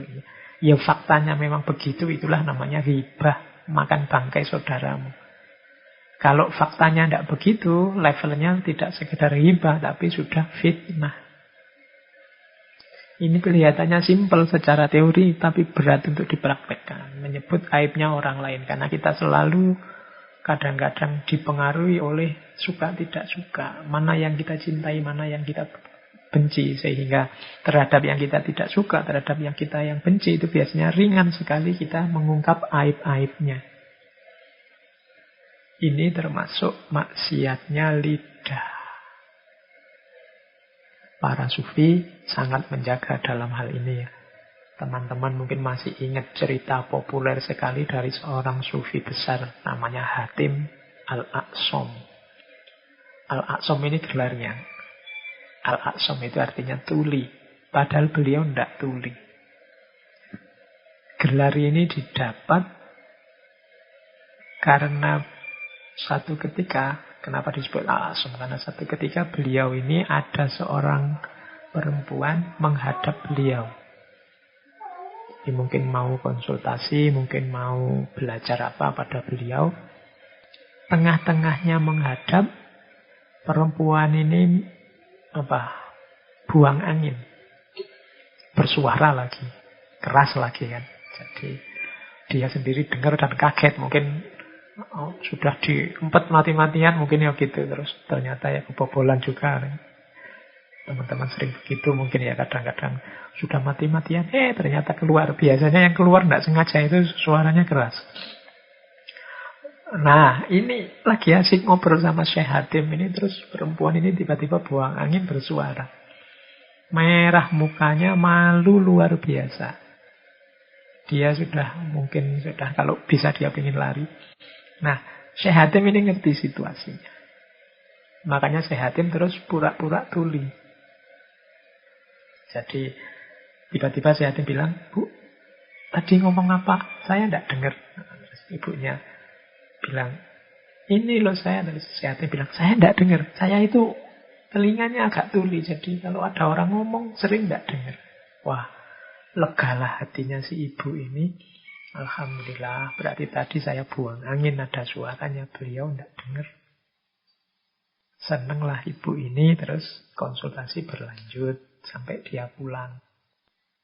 Nah, Syekh Hatim ini, selain tadi beliau menulikan, mempura-pura tuli, beliau juga menjaga mulutnya untuk tidak cerita tentang peristiwa itu. menjaga aib si ibu tadi. Oh, ini muslim yang sejati begitu. Bahkan pura-pura tuli dan menjaga aib ini kabarnya berlangsung sampai 5 tahun kemudian. Sampai si ibu ini meninggal. Baru terus Syekh Hatim tidak acting lagi sebagai orang yang kurang pendengaran. Oh, ini jadi para sufi yang memang komitmen konsisten untuk tidak mengotori jiwanya dengan maksiat-maksiat. Baik maksiat telinga maupun maksiat lidah. Termasuk maksiat lidah juga mirok wal jidal. Mirok wal jidal itu debat, berbantahan. Lidah yang sering, yang gemar berbantahan, berdebat, itu ya kemungkinan lebih banyak terjatuh pada kesalahan. Karena orang yang debat itu kan fokusnya adalah kemenangannya. Bagaimana dia bisa menang terhadap lawan debatnya. Sehingga kadang-kadang kebenarannya tersingkir. Yang penting menang. Itu bahayanya jidal. Termasuk katanya Syekh Abdul Somad itu maksiatnya lidah. Termasuk maksiat lidah juga melaknat makhluknya Allah. Memaki-maki makhluknya Allah. Apapun itu, dalam kondisi apapun, dalam situasi apapun. Kita boleh tidak setuju pendapatnya orang, kita boleh tidak suka keyakinannya, kita boleh menganggap sesat dia, bahkan menganggap kafir dia, tapi tolong jangan maki-maki. Karena maki-maki itu justru keburukannya tidak tampak di orang yang kita maki-maki, tampaknya justru di kita yang sedang maki-maki. Entah jenis makian apa saja. Termasuk maksiat lidah juga adalah mendoakan orang yang menzolimi kita dengan doa yang tidak baik. Ini maksiatnya lidah. Saya sering baca postingan-postingan yang isinya ini. Misalnya ada orang merasa dizolimi terus dia posting, hati-hati saja. Kan gitu. Karena saya dizolimi maka doaku makbul sekarang. Oh, sombongnya ya. Sudah dizolimi sombong. Nah, terus dia tunggu saja. Dan biasanya begitu. Nanti engkau akan celaka. Nanti keluargamu akan celaka. Nanti. Nah ini. Dari mulutmu. Kenapa? Karena engkau merasa dizolimi. Terus dari mulutmu keluar harapan, keluar doa yang tidak baik. Ini oleh Syekh Abdul Somad justru dianggap maksiatnya lidah. Nah, mari ayo hati-hati. Bahwa doanya orang makbul itu dikabulkan, iya. Tapi berdoalah tetap yang baik-baik saja. Kanjeng Nabi itu waktu di Taif dilempari batu, ditaburi pasir sampai berdarah-darah, dikejar-kejar. Tapi doanya beliau adalah Allahumma hdi qaumi fa innahum la ya'lamun. Ya Allah beri hidayah kaumku karena mereka ini orang-orang yang masih belum ngerti. Jadi tidak ada caci maki, tidak ada doa untuk keburukan, tidak ada sumpah untuk tunggu saja. Sebentar lagi engkau yang menghina akan babak belur, keluargamu akan rusak. Banyak yang menyumpahi orang begitu. Itu termasuk maksiatnya lidah. Maksiat selanjutnya dari lidah adalah mizah sukhriyah istihza binas. Mizah itu bergurau, sukhriyah juga bergurau, istihza binas ini mengolok-olok. Kadang-kadang kita butuh bercanda sedikit-sedikit, butuh bergurau sedikit-sedikit. Tapi jangan berlebihan. Apalagi istihza binas. Istihza binas itu bercanda dengan mempermainkan atau mengolok-olok orang lain. Mungkin fisiknya, mungkin apanya, itu namanya istihza. Menertawakan. Ini juga termasuk maksiatnya lidah. Mungkin ada yang profesinya stand up comedy, apa pelawak, apa komedian, apa apa. Hati-hati dengan istihza binas. Khawatirnya orangnya tersinggung. Karena mencela ciptaannya Allah. Termasuk maksiat lidah. Tapi boleh kita refreshing, kita istirahat, kita mengumpulkan energi dengan jalan bercanda sesama kita. Tapi jangan berlebihan. Dan jangan melakukan kebohongan, melakukan istihza hanya untuk membuat temanmu tertawa. Terus, maksiat perut. Kalau ini tidak sulit dijelaskan, maksiat perut itu jangan sampai masuk ke perutmu barang haram. Makanan yang haram, baik haram karena memang zatnya haram, seperti misalnya makan daging babi, atau haram karena prosesnya. Makanannya halal tapi prosesnya haram. Beras hasil mencuri, atau makanan hasil merampok, hasil riba, dan lain sebagainya. Itu kan prosesnya yang haram. Jagalah perut kita dari itu. Hal-hal yang haram. Terus, kemaluan, faraj. Kalau faraj ini ya menjaga kemaluan kita, kalau dalam definisinya Syekh Abdul Somad, atau hal-hal yang membuat kemaluan kita tidak terkontrol. Ini beberapa yang maksiat di atas tadi termasuk punya kontribusi untuk maksiatnya faraj. Misalnya melihat perempuan yang bukan muhrim. Ini sebenarnya urusannya mata, tapi mata yang berhubungan dengan faraj. Tidak cuma melihat, bisa juga yang kedua itu membayangkan perempuan yang bukan mahram. Kadang-kadang kan kita sih lihat tidak cuma bayang-bayang ke, gambar-gambar ke. Oh, kira-kira dia itu, seandainya dia itu gambar ke, ini juga maksiat. Nah, yang maksiat sebenarnya pikirannya, batinnya, tapi ya arahnya nanti bisa ke maksiat faraj, maksiatnya kemaluan. Kemudian juga makan hal-hal yang haram atau syubhat. Ini dalam pertimbangannya Syekh Abdul Somad, perut yang terlalu banyak isinya haram atau syubhat itu mendukung faraj yang tidak terkendali. Meningkatkan nafsu syahwat yang tidak terkendali. Maka hati-hati dengan memasukkan yang haram dan yang syubhat ke dalam perut kita. Kemudian yang terakhir, perut yang makan terlalu kenyang. Kekenyangan menurut Syekh Abdul Somad juga bisa meningkatkan nafsu. Ya, kalau nafsunya meningkat kan terus susah terkontrol, karena orang nafsu itu ya bisa menggelapkan matanya. Kadang yang haram juga diterjang karena wis kadung nafsu. Nah, itu faraj. Makanya dalam Islam itu zina itu dilarang sejak sebelum.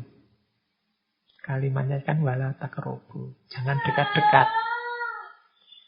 Kalau begitu, kalau tidak dekat, kalau zinanya langsung boleh Pak. Lu maksudnya jangan dekat-dekat itu. Dekat aja, jangan apalagi zinanya. Nah itu, maka jagalah farajmu dari maksiat-maksiatnya. Yang ini berhubungan ternyata dengan menjaga anggota tubuh yang lain dari maksiat-maksiat. Terus dari Hidayatus Salikin juga masih ada maksiat tangan, maksiat kaki. Ya, tangan dan kaki, kalau tangan jangan memukul orang, jangan berkelahi, jangan mencari nafkah yang haram, yang dilarang syariat dan lain sebagainya. Kalau kaki, jangan berjalan pada yang diharamkan oleh syarak. Ada lagi ini dari Syekh Abdul Somad, kaki jangan dipakai berjalan kepada orang zalim. Jadi kalau ada orang zalim, jangan ke sana. Kakimu jangan kamu arahkan ke sana. Ada dua bahaya. Kalau engkau lemah, maka engkau akan dizolimi oleh dia, wong dia orang zalim. Kalau engkau kuat, mungkin engkau akan kerjasama dalam melakukan kezaliman. Maka hindarilah orang yang zalim. Jangan berjalan pada orang yang zalim. Kecuali mungkin teman-teman punya kuasa, punya kekuatan untuk menaklukkan orang yang zalim.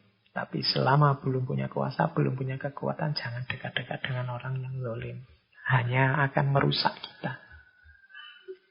Nah, anggota tubuh tadi semua dalam Hidayatus Salikin namanya maksiat lahir.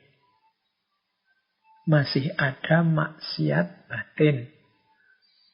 Maksiat batin itu maksiat-maksiat yang ada dalam batin, tidak lagi berhubungan dengan anggota tubuh. Ada 10 seperti maksiat lahir tadi, antara lain apa? Yang pertama, syarahut to'am. Syarahut to'am itu banyak makan, atau mungkin definisi pasnya gemar makan. Makan itu wasilah, media kita untuk menjalani kehidupan dengan baik, maka jangan dijadikan goyah tujuan. Jadi kalau ada orang ngomong makan untuk hidup untuk makan atau makan untuk hidup, yang pas kalau di sini makan itu untuk hidup. Kalau sudah hidup ada tujuan lain yang lebih esensial. Kalau orang hanya hidup untuk makan, itu yang disebut sarohut to'am. Jadi gemar makan. Itu termasuk kelompok maksiat batin. Yang kedua, sarohul kalam. Banyak ngomong. Barang siapa banyak ngomongnya, pasti banyak salahnya. Gemar ngomong, kemungkinan besar salahnya lebih banyak. Makanya saya khawatir ini ngomong ngaji ini kan, saya ngomong panjang lebar. Setiap minggu sekali 2 jam, 2 jam. Teman-teman mendengarkan. Pasti saya yakin dari sekian banyak saya ngomong itu beberapa terselip salah-salah, beberapa terselip keliru-keliru, baik disengaja maupun tidak disengaja. Mohon maklumnya saja, atau kalau memang mungkin tolong diingatkan. Wong kita sama-sama manusia. Salah itu manusiawi. Yang tidak manusiawi itu orang yang merasa dirinya tidak pernah salah. Atau orang yang merasa dirinya lah yang benar dan selalu orang lain yang salah. Nah, itu yang tidak manusiawi. Termasuk maksiat batin juga marah. Barang siapa marah, selesai marah, sadarilah bahwa kemarahanmu itu maksiat batin. Yang nomor 4, maksiat batin juga dengki. Dengki ini kalau dalam ilmu akhlak adalah salah satu penyakit batin selain sombong yang paling berbahaya. Bahkan tidak untuk orang lain, juga untuk dirinya sendiri. Orang dengki itu kadang-kadang rela berkorban hanya untuk mencelakakan orang yang didengki, orang yang dihasuti. Orang dengki itu kadang-kadang dirinya sendiri rela rugi, rela tidak senang, rela sengsara. Asal yang dia benci juga sengsara. Itu orang dengki. Kadang-kadang kita heran kok ada orang nyebar-nyebar berita hoax semasif itu. Padahal itu bohong loh. Untuk kebohongan itu loh, dia rela keluar tenaga, keluar biaya, keluar kuota, keluar pulsa. Mungkin besar biayanya untuk bikin hoax sebesar itu. Padahal itu kebohongan. Kok ada orang bisa begitu ya? Biasanya karena hasud, karena dengki. Ingin menjatuhkan orang yang dia dengki. Segala cara dia tempuh. Meskipun dia sendiri tidak bahagia, tidak masalah. Dia sendiri tidak sukses, tidak unggul atas yang didengki, tidak masalah. Asal yang dia dengki celaka, dia sudah puas. Nah, itu bahayanya dengki. Makanya di surat Al-Falaq itu Al-Quran mengajari kita untuk berlindung dari orang-orang yang dengki atau hasud. Wa min syarri hasidin idza hasad. Karena orang hasud ketika hasad, ketika dengkinya sedang jalan, itu bahaya sekali bagi orang lain, bahkan bagi dirinya sendiri. Maksiat batin yang keempat. Yang kelima, al-bukhlu wa hubbul mal. Bakhil dan cinta harta. Yang keenam, hubbul jah, cinta kemegahan. Yang ketujuh, hubbud dunya, cinta dunia. Ini saya gabung 5, 6, 7. Cinta harta, cinta kemegahan, cinta dunia. Tiga-tiganya maksiat batin. Kita butuh harta, tapi jangan cinta harta. Kita boleh populer, boleh hidup kita sangat manfaat untuk orang lain, tapi jangan cinta popularitas, jangan cinta puja-puji, jangan cinta pengagungan oleh siapapun. Orang cinta itu kan biasanya terus itu saja yang dicari. Orang cinta harta, harta saja yang dicari. Yang dipikirannya harta saja. Orang cinta kemegahan juga begitu. Yang dicari kemegahan saja, yang dicari popularitas saja. Tiap hari ngitung-ngitung followerku berapa, yang nge-like berapa, subscribernya berapa. Itu cinta kemegahan. Cinta dunia. Dunia penting, dia kendaraan kita, tapi cinta dunia berarti dunia seakan jadi tujuan. Yang ada di pikirannya hanya dunia saja. Ini juga maksiat batin. Jadi hati-hati, cinta itu kualitas yang agung. Jangan dijejerkan dengan hal-hal yang tidak penting, yang artifisial, bahkan hal-hal yang buruk. Cinta itu indah, tapi cinta harta tidak indah. Cinta kemegahan diri sendiri tidak indah. Yang ke-8, maksiat batin. Maksiat batin, takabur. Takabur itu merasa diri besar. Merasa diri lebih dari yang lain. Merasa diri sudah baik. Merasa diri sudah bagus. Merasa diri sudah benar. Itu gejala takabur. Yang nomor 9, ujub.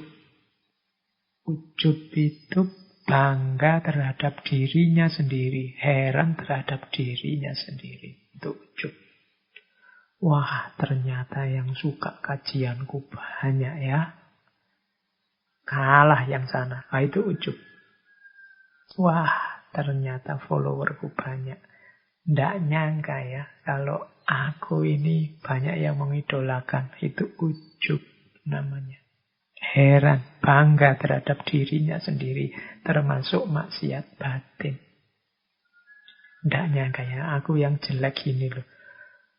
Banyak cewek-cewek yang mengidolakan. Nah, itu jenisnya ujub juga. Heran dengan dirinya sendiri. Bangga dengan dirinya sendiri. Seolah-olah prestasi itu hasilnya dia sendiri.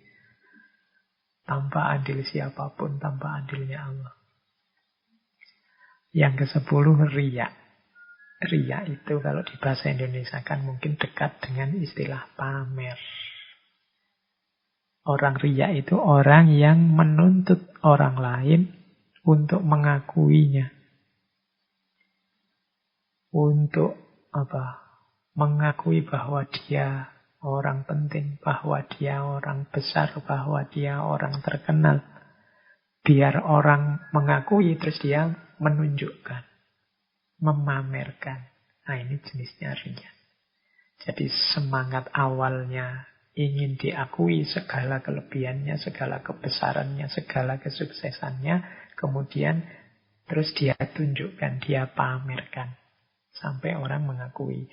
Yang semacam ini namanya riya. Jadi ada 10 maksiat batin. Ini kalau yang mau introspeksi ke dalam, yang bisa masuk ke sini, ini biasanya level-level mutawasid. Lebih mudah. Kalau yang maksiat lahir batin, maksiat lahir tadi, yang level-level mubtadi harus lebih perhatian. Yang batin ini yang perhatikan yang mutawasid, jangan kemar makan, kemar bicara, mudah marah, dengki, cinta harta, cinta kemegahan, cinta dunia, takabur, ujub, dan riya. 10 maksiat batin yang utama yang harus kita perhatikan. Lawannya maksiat batin, ketaatan batin. Ada 10 juga menurut Syekh Abdul Somad. Jadi kalau batin kita sudah bersih dari kotoran-kotoran, karena kita melakukan takholli, tazkiyatun nafas, sekarang saatnya diisi. Isinya apa? Ketaatan batin. Apa 10 ketaatan batin itu? Isilah dirimu yang sudah bersih itu, pertama dengan tobat, yang kedua dengan khauf dan roja. Khauf dan roja itu takut yang diimbangi dengan harapan, harapan yang diimbangi dengan takut. Yang ketiga zuhud. Yang keempat sabar. Yang kelima syukur. Yang keenam ikhlas. Yang ketujuh tawakal. Yang kedelapan mahabbah. Yang ke-9 ridho, dan yang ke-10 zikr. zikrul maut, mengingat mati. Kalau batin kita sudah bersih dari maksiat lahir dan maksiat batin, sudah taholli, sudah tazkiyatun nafas, maka saatnya tahalli, mengisi dengan yang baik-baik. Yang baik-baik itu antara lain yang 10 tadi. Ini 10 tidak mungkin saya jelaskan satu-satu. Satu ketaatan batin itu bisa atas satu sesi sendiri. Ya mungkin kalau ada waktu nanti ya kita akan ngajinya tidak terikat oleh apapun. Kapan-kapan satu sesi tentang taubat, satu kalau khauf dan roja. Dulu pernah sudah tentang takut dan harapan. Tentang zuhud, tentang sabar, syukur, ikhlas, tawakal, mahabbah, ridho, dan zikrul maut. Tapi secara sekilas insya Allah teman-teman sudah paham apa yang dimaksud. Mengisi diri dengan, menyibukkan diri dengan taubat, khauf, roja, zuhud, sabar, dan seterusnya. Baik, kita lanjutkan. Nah, dari Hidayatus Salikin juga nanti bab sebelum akhir, karena yang terakhir itu nanti adab. Nah, sebelum tentang adab itu ada bab tentang zikir. Uraiannya panjang, saya cuplikkan sedikit dari bab tentang zikir. Kenapa sih orang harus berzikir? Apa sih keutamaan zikir? Yang pertama, zikir itu membuat kita terpelihara dari api neraka, itu pasti. Orang yang sibuk zikir, dirinya penuh dengan Allah. Kalau penuh dengan Allah, itu otomatis dirimu terjaga. Sukar membayangkan batinmu atau mulutmu berzikir, sementara anggota tubuhmu yang lain melakukan hal-hal yang dilarang oleh Allah. Ya kan? Kamu mukuli orang misalnya, itu kan agak susah kalau memukuli orang sambil baca ayat kursi, apa sambil ngaji apa, atau sambil wirid apa, itu kan susah. Biasanya kalau pas mukuli orang, ya kamu sedang marah. Kalau kamu sedang marah, ya gelap. Nah, maka orang yang istiqomah berzikir, itu otomatis terjaga dari perbuatan-perbuatan buruk. Karena lidahnya, hatinya, pikirannya sibuk dengan Allah saja. Ya kalau orang perbuatan buruknya minimal, ya pasti dia terjaga dari api neraka. Maksiat-maksiat lahir tadi itu mungkin lebih bisa diminimalkan kalau kita sibuk zikir. Nah, itu maksudnya yang pertama. Yang kedua, zikir itu utama karena orang yang oleh Allah disibukkan dengan zikir itu sebenarnya orang yang oleh Allah diberi nikmat yang luar biasa. Kalau kita oleh Allah dianugerahi zikir, itu adalah anugerah yang luar biasa karena banyak orang lain yang oleh Allah justru menjadi orang yang lalai. Jadi banyak orang yang hatinya lalai, tapi oleh Allah kita diberi nikmat hati yang selalu ingat padanya.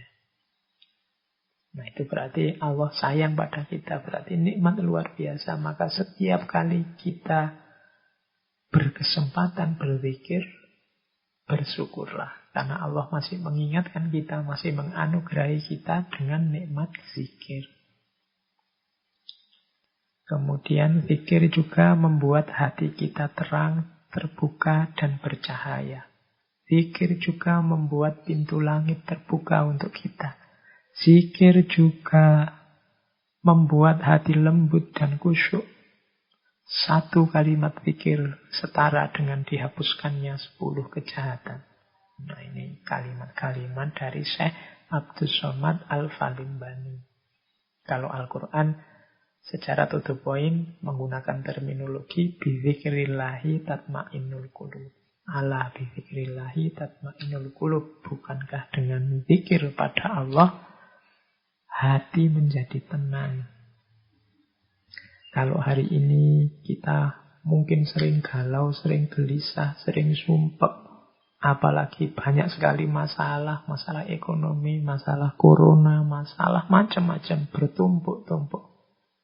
Sehingga kita rasanya tiap hari gelisah, tidak bisa tidur, tidak tenang. Sebenarnya solusinya adalah zikir.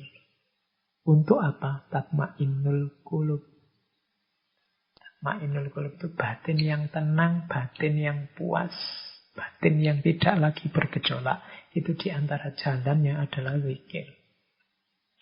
Kalau ini tidak bisa dijelaskan, silahkan dijalani saja. Perbanyak zikir. Insya Allah nanti batin kita akan terbantu menjadi mutmainnah. Ala bizikrillahi tatmainnul qulub. Baik. Saya tambah lagi sedikit dari Hidayatus Salikin. Ini ada kalimat bagus dari Syekh Abdus Somad hubungannya dengan dakwah. Mengajak orang pada kebaikan. Syekh Abdus Somad melihat banyak orang yang sebenarnya niatnya bagus. Ingin menyampaikan kebaikan tapi jalannya keliru. Justru dia dijebak oleh setan. Itu dari Hidayatus Salikin ada kalimat begini. Jangan terpedaya oleh tipuan setan yang berkata kepadamu, tampakkan kebenaran dan jangan engkau lemah. Ini maksudnya kan kita sering begitu. Sampai aib-aibnya saudara-saudara kita juga kita terdorong untuk menampakkan karena kita menganggap, loh ini kebenaran. Semua orang harus tahu. Itu sebenarnya tipuan setan. Kadang-kadang kita merasa belum paham, belum terlalu ngerti sesuatu, tapi ya pokoknya diposting aja. Itu kan sebenarnya tipuan setan untuk tampakkan kebenaran tadi. Jangan lemah. Nah, katanya Syekh Abdus Somad, bila engkau akan memberi nasihat pada orang lain, sampaikanlah dengan cara yang baik dan bijaksana, tidak dengan jalan bertengkar dan berbantah. Kita ini kan sering gatel. Karena niat menampakkan kebenaran tadi, begitu ada orang ngomong yang berbeda dengan kita gatelnya luar biasa untuk segera bantah. Kemudian segera terjadilah pertengkaran. Padahal kadang-kadang pertengkaran itu seperti saya sebut di depan tadi tidak menghasilkan apa-apa selain rasa senang kita karena musuh kita kalah atau rasa sedih kita, galau kita karena kita kalah berargumen. Isinya hanya kalah menang, bukan mana yang benar, mana yang tidak benar. Bagi Syekh Abdus Somad, jalan berbantahan dan bertengkar itu bukan jalan yang bijaksana untuk menyampaikan kebenaran. Nasihat itu adalah perkataan yang lemah lembut dan halus, katanya Syekh Abdus Somad. Jika tidak demikian, niscaya timbullah kejahatannya dan kebinasaannya akan lebih banyak ketimbang kebaikannya. Jadi kalau kita menyampaikan kebenaran dengan jalan bertengkar, berbantahan, yang kelihatan adalah kekacauannya, kebinasaannya, kejahatannya. Kemudian Syekh Abdus Somad mengutip dari Imam Ghazali, berkata pula Imam Al-Ghazali, barang siapa berteman dengan orang yang baru belajar ilmu fikih pada masa ini, niscaya tabiatnya akan berubah. Ia akan sibuk membicarakan masalah ilmu, mencela perkataan orang lain, dan susah untuk diam. Gejala yang disebut di depan tadi, dengan mengutip Imam Ghazali, menurut Syekh Abdus Somad biasanya terjadi pada orang yang berteman dengan orang yang baru belajar ilmu fikih.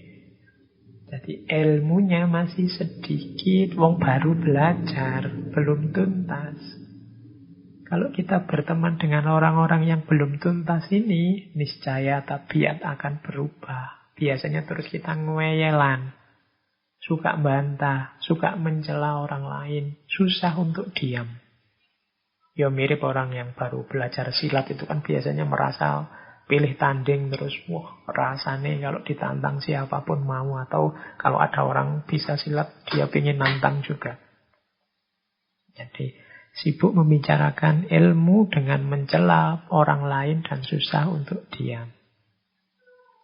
Bahkan ada kalimat lanjutannya. Kenapa ini terjadi? Karena ia juga memegang teguh nasihat ulama yang jelek atau ulama yang su'. Apa nasihat ulama yang jelek itu? Yang menyatakan bahwa berdebat dan berbantah itu melupakan hal yang utama. Pandai bicara dan berkelit itu terpuji. Jadi kalau ada ulama yang menyuruh kita untuk berdebat dan berbantah atau berkelit, tidak mau disalahkan, pinter ngomong, ini nasihat yang keliru. Oleh karena itu, jauhi dan larilah engkau dari ulama-ulama jelek itu sebagaimana engkau lari dari harimau. Ini bisa dicek di Hidayatus Salikin. Kitab yang untuk pemula. Ini bagian dari kehati-hatian kita kalau mencari guru.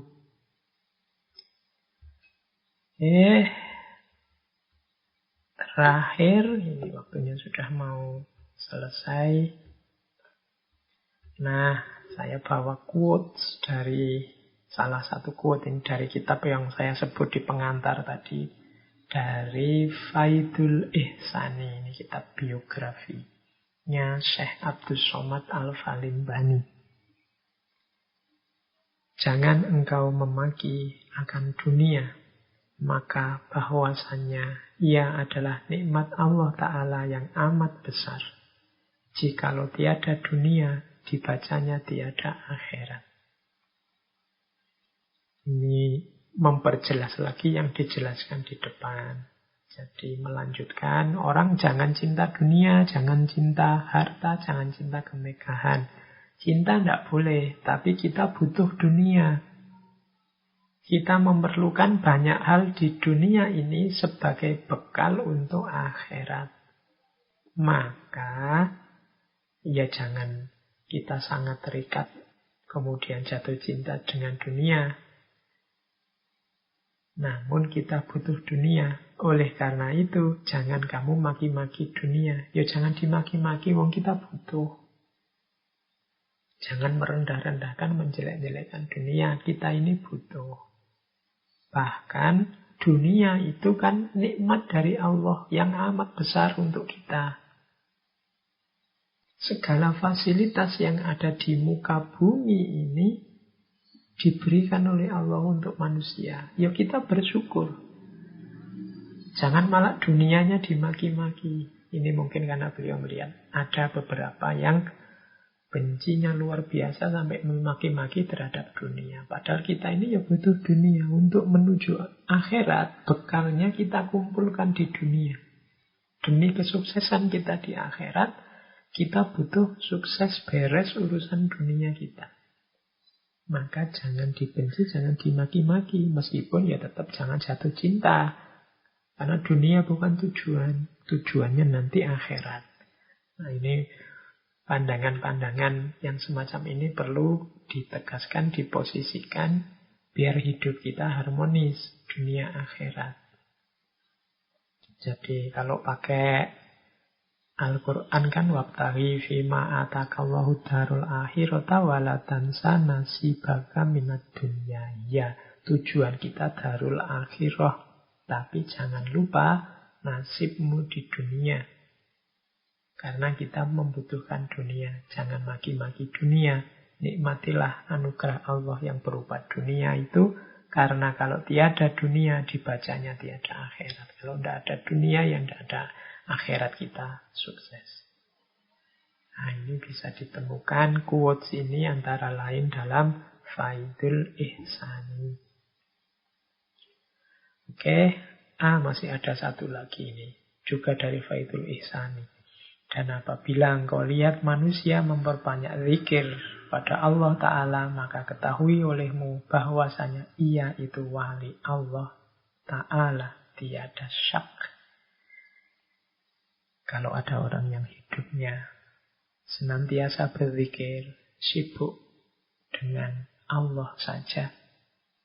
Baik dalam keadaan berdiri, duduk, atau berbaring, ketahuilah bahwa orang yang semacam ini adalah walinya Allah, tiada syak. Oke, ini mungkin penjelasannya panjang tentang zikir secara kuantitas, secara kualitas, dan kedalamannya. Tapi kalau orang sudah mampu sibuk dan memperbanyak zikir dalam hidupnya sebagai fokus utama hidupnya, insya Allah orang inilah wali, tidak syak lagi. Ini mungkin untuk pancingan bagi teman-teman untuk menelaah lebih jauh tentang tema zikir ini. Baik teman-teman, saya kira waktunya sudah mencukupi. Malam hari ini saya memperkenalkan beliau Syekh Abdus Somad Al-Falimbani. Silahkan diperdalam lagi, silahkan ditelaah lagi. Seperti saya bilang, ya saya bisa nih hanya mancing-mancing. Di banyak tema kan saya cuma mancing-mancing. Makanya ada yang tanya, Pak Mbok kapan-kapan Al-Hikam, kapan-kapan apalah kitabnya Jalaluddin Rumi yang apa ya. Iya, cuma kalau saya yang ngomong ya cuma seperti ini, tak pancing-pancing saja. Kalau harus ngaji full satu kitab, ya mungkin butuh forum yang khusus. Tapi menurut saya ya silahkan cari guru. Kalau seperti nasihatnya Syekh Abdus Somad Al-Falimbani tadi, yang pas, yang sesuai kalau teman-teman ingin menempuh jalan tasawuf. Tema malam hari ini banyak nasihat-nasihat praktis menurut saya bagi teman-teman yang tertarik dengan dunia tasawuf. Oke, saya kira itu. Kurang lebihnya mohon maaf kalau ada keliru-keliru, kalau ada kurang-kurangnya, kalau ada meleset-melesetnya. Saya akhiri sekian. Wallahul muwaffiq, wallahu a'lam bishawab. Wassalamualaikum warahmatullahi wabarakatuh.